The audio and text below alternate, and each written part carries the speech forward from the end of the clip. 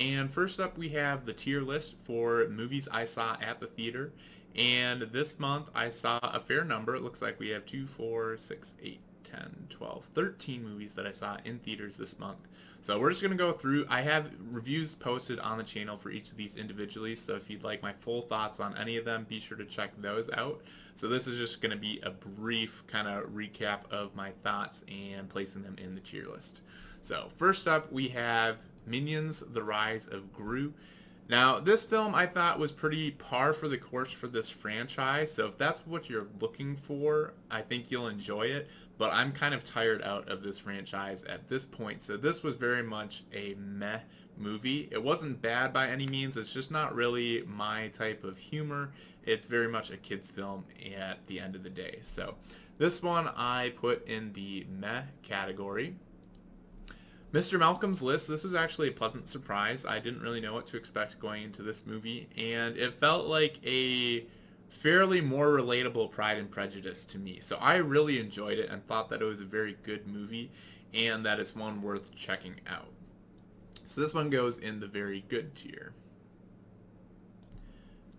Next up, we have The Forgiven. This movie was very meh for me. It was fairly, I'd say, depressing in its subject matter, and then I just didn't really care for any of the characters. So it was, while I think it was well done, it just wasn't a very enjoyable film for me, and not one that I walked away from. I mean, things like The Joker aren't all that enjoyable as movies, but that one is a very good movie, and while it wasn't necessarily entertaining or enjoyable, it presents other things that make it worth the watch. But this one didn't quite get it to that level for me, so it goes in the meh category. Up next, we have Thor: Love and Thunder, and this one I was looking forward to quite a bit. I really enjoyed Thor Ragnarok, and I like the Thor character. I don't like him quite as much as Captain America or Iron Man in the MCU, but I do enjoy him. And I had a lot of fun with this film, and I think originally walking out of the theater and in my review, I gave it an A. But thinking about the film a bit more since then, and just I don't know too many people who've seen it that I know personally. So I've watched several other reviews online just to get some form of being able to talk about it. And in doing so, it's made me realize how much there are several things in this film that I didn't care for, as far as it feels like they kind of break continuity with the rest of the MCU and the Thor character, and it is a very much kind of self-parody for the humor at the expense of the character of Thor, in my opinion. So this one did drop a tier for me from what I initially gave it in my review. So this is very much a B movie. It was a lot of fun, but it's kind of the inconsistencies with the rest of the story that I didn't really care for, and that dropped it down. Next up, Where the Crawdads Sing. This film I did really like. I know that it's down at like 30 something percent on Rotten Tomatoes, and I think a lot of people didn't really enjoy it. But while it is fairly cliche in a lot of things, I just like the atmosphere that the movie created. And again, while the characters were kind of cliche, I still enjoyed watching them on screen. So I thought this was a very good movie, one that I really enjoyed and I would recommend. But I will still add, yeah, there are plenty of people who didn't really seem to like this. So, maybe it just depends on you. And I think different people will like it differently. Paws of Fury, this is very much a kids film, but even for a kids film, I didn't think it was all that good. I think like kids would enjoy it and take it for what it was, but it felt very very bottom tier for kids films. Like I think the other two that released this month were better, but this is a solid meh tier. I didn't laugh very much, if at all, during this movie, and the story was, yeah, there were a lot of issues that I found with the movie. I don't need to rehash them here. If you're curious, you can certainly go check out my review on it. Marcel the Shell with Shoes On. That's a bit of a tongue twister. This was an enjoyable film. I know that a lot of people really liked it, and I think it's at like 97% on Rotten Tomatoes, something like that. It's very high up there.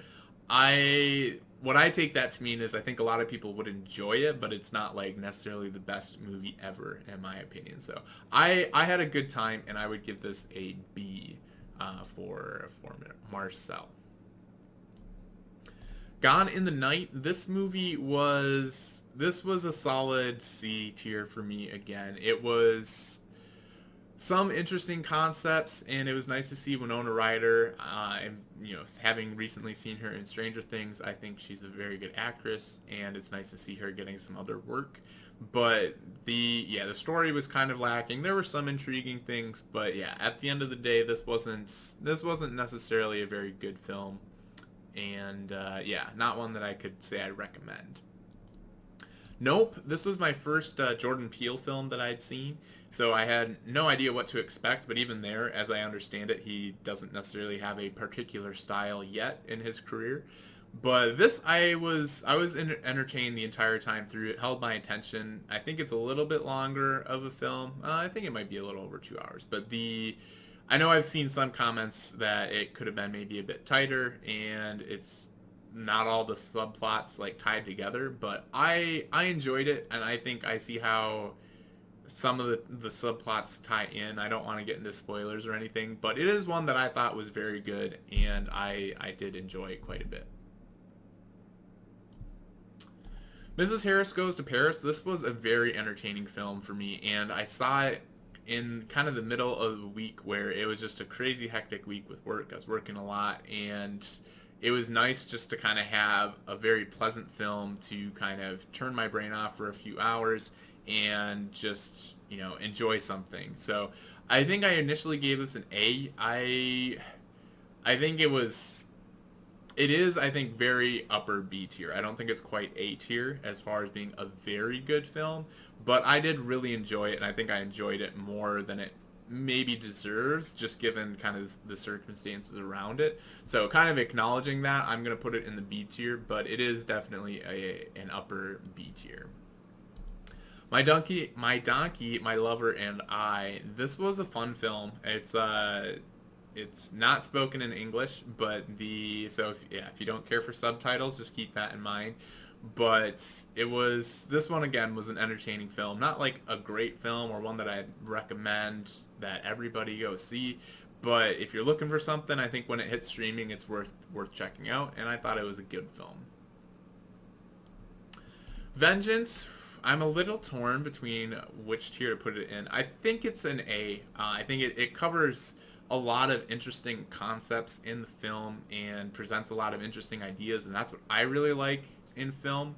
Doesn't mean just like, I don't mean that every film has to have that, but when it has it and it's done well, I do really enjoy it. So this was B.J. Novak's directorial debut for movies, and he also wrote and starred in it. So it's impressive to see. I mean, it takes so much work and talent just to do one of those roles, but to do all three in your first time around for a movie, I think is very well done by B.J. Novak and the rest of the crew that obviously made that movie possible. But I give this one an A. I thought it was an interesting film, and had a lot of kind of dry humor that I appreciated.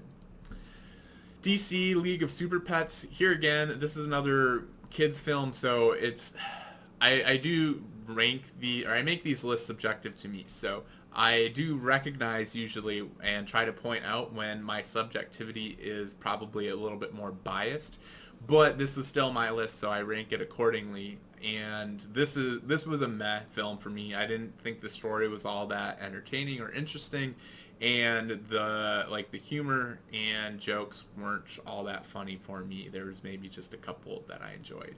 But I think it is a good kids film, and certainly a lot better than Paws of Fury. I think it's up there with Minions: The Rise of Gru, although I think Minions is probably a little bit better.